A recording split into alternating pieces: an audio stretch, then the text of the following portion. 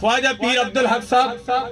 دام برکاتہ العالیہ نے دریا شریف سے ہجرت کی، فقیر آباد میں ڈیرہ لگایا، جنگل سے منگل بن گیا۔ اسی طرح حضرت پیر بادشاہ صاحب علیہ الرحمت نے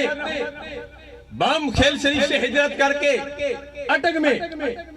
امین آباد میں ڈیرہ لگایا۔ یہاں سے سینکڑوں کی تعداد میں جید علماء کرام اس ملک پاکستان اور بیرون ممالک میں دین مصطفیٰ صلی اللہ علیہ وسلم کی ترویج کے لیے کام کر رہے ہیں۔ میں سمجھتا ہوں جامعہ قادریہ حقانیہ ہو،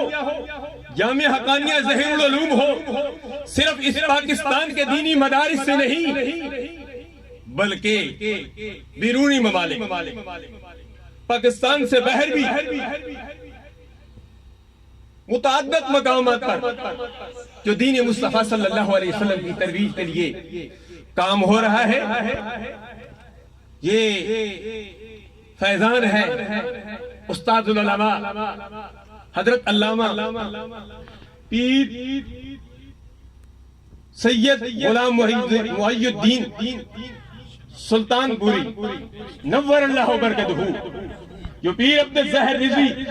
نور اللہ مرکزہ کے بھی استاد محترم تھے۔